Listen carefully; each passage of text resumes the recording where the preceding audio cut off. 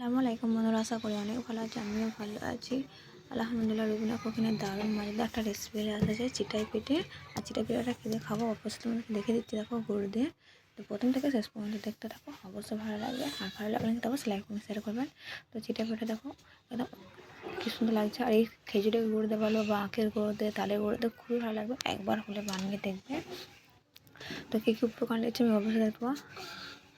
তখন আমি এখানে চালের আটা ইউজ করে নিই। আমি আজকে একদম নতুন ধরনের বানাবো চিটাই পিঠা, সুজি দিয়ে আর ময়দা দিয়ে। তো আমি এখানে রয়েছি 1.5 পায়লা সুজি।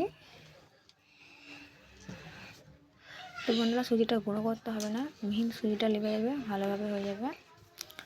আর ওই পায়লারে আমি 1 পায়লা ময়দা আর একটু সামান্য পানি নেবো। এবার এখানে দেবো বেকিং পাউডার। তো তোমাদের কাছে বেকিং পাউডার না থাকলে খাবার সোডা দিতে পারো। ভাবে মিক্স করে নেবো। দিচ্ছি অল্প মতো লবণ। তো লবণ ভালো করে বের করে নেবো বন্ধুরা। তো আলো চালের আটার গুঁড়ি করা অনেক ঝামেলা হয়, কিন্তু আলো চালের আটা লাগবেই না এখানে। আর বিনা সুজিতে বানিয়ে দেবে, সুজি দিয়ে আর ময়দা দিয়ে চিটাই পিঠে। তো এখানে উষুম গরম পানি নেবে। এখানে হালকা উষুম গরম পানি নিয়েছি। পিঠে তো সকলে খেতে পছন্দ করে, তো এইভাবে চিটাই পিঠে বানাবে, ছোটো থেকে বড় কিন্তু সকলে খেতে পছন্দ করবে।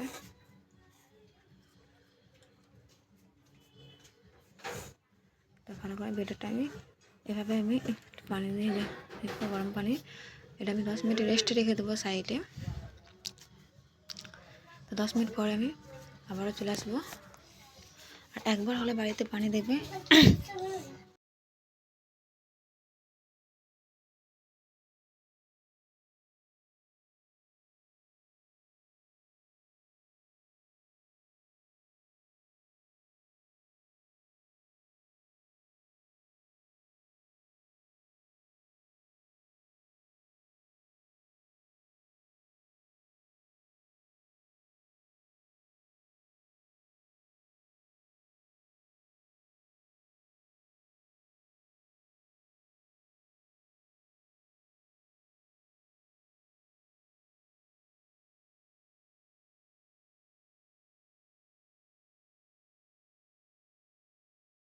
ধরুন 10 মিনিট পরে চলে এসেছি, আবার ফেটে নিচ্ছি।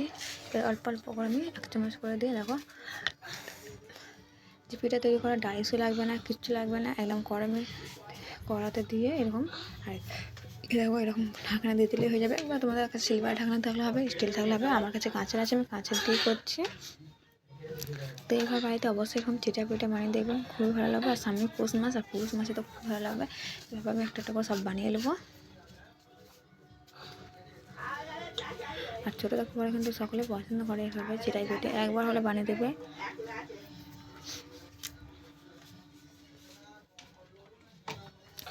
আর দেখতে পাচ্ছ বন্ধুরা, অল্প খরচে কিন্তু বানিয়ে নেবে সুজি দিয়ে চিটাই পিঠে। চালেরও টেনশন থাকবে না, আলু চালে বা আটার গুঁড়ো গোড়াই করা অনেক খাটনি হয়, সবাই কিন্তু ওই জন্য বানায় না। দেখো খুব সুন্দর ফুটো কিন্তু হচ্ছে। আর ডাইসও তো লাগবে না, তো অবশ্যই আপনারা এরকম করে বাড়িতে বানিয়ে নেবে। দেখো কত সুন্দর ছেঁদা ছেঁদা হয়েছে না, এটা ভালোভাবে হয়ে গেছে। নাক করে নেবো, এভাবে আবার একটা বানিয়ে নেবো। তো এভাবে সবগুলো বানিয়ে নেবো। আর এই শীতকালে বলো পিঠা মুড়ি বলো বা অনেক কিছু ভালো লাগে খেতে, একবার হলে বানিয়ে দেখবে।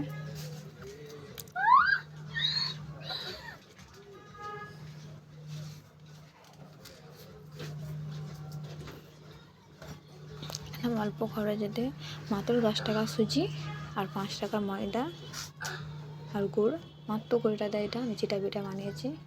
দেখো উপরটা দেখো, পিছন দিকেও কিন্তু করে নিই, ওদেরকে দেখে দিলাম।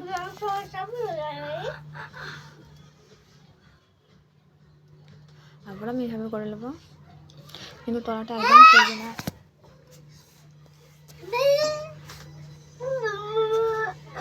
দেখো কত সুন্দর হয়েছে।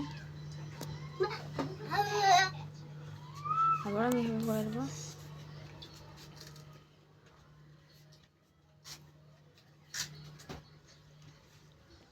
দেখো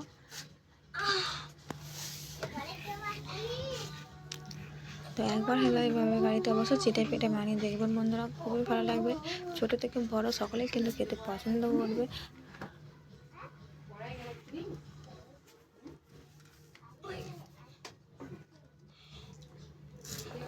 তো দেখো বন্ধুরা, আমি এখানে নিয়েছি খেজুর গুড়। তো তোমরা খেজুর গুড় নিতে পারো বা আখের গুড় নিতে পারো, তালের গুড় নিতে পারো। তো আমি এখানে খেজুর গুড় নিয়েছি।